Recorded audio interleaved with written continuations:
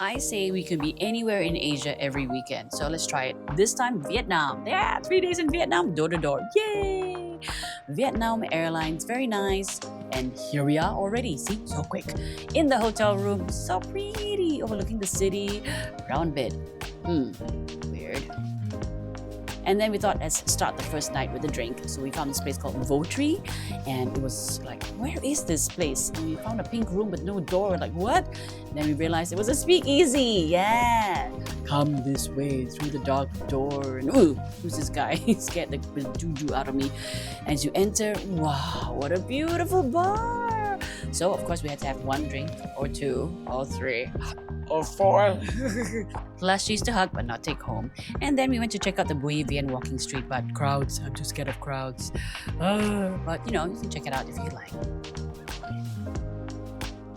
So the next morning, all hungover, on the way we saw this cutie. Look at him, he's so comfortable on the back of the bike. Ho Chi Minh for you, man.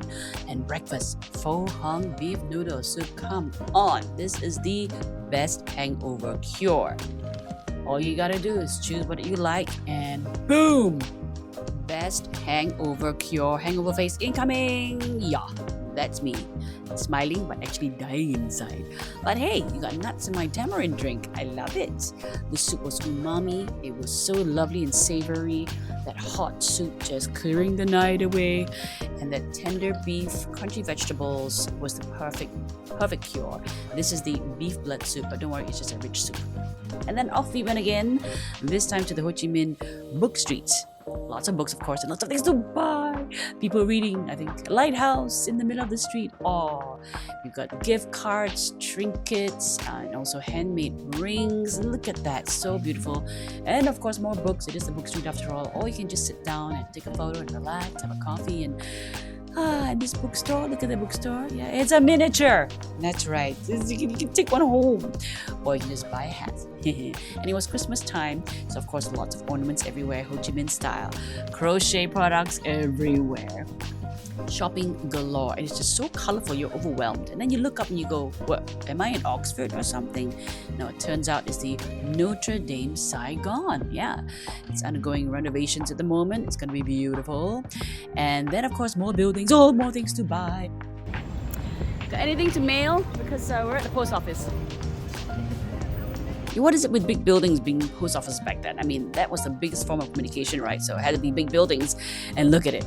So beautiful. Wow. So wow. Big building, big ceiling. And it's still an operating post office. Yeah. Or you can just do some shopping. Yeah. And then off we went again. Be careful the motorbikes. Just walk with a purpose, okay, when you cross the road. And of course, Uniqlo. But it wasn't open yet, so we went to the alleyway just to have a nice coffee and have a tiny little break. Iced coffee. And then off we went again. Walking with a purpose. Make sure you don't get run over. Walk, and then statue. A statue, I don't know who, but it got a great view. And off we went again.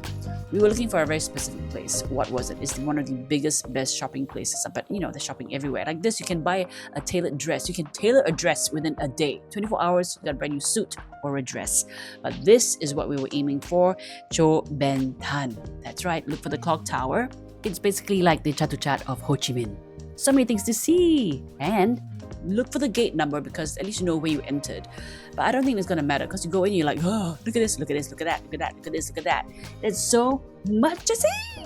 Maybe look at the eastern or western gate. Maybe to help you find your bearings. Or not. I mean, come on. About to enter the unknown. I don't know what alley this is, but it's like, oh my gosh, so much to shop.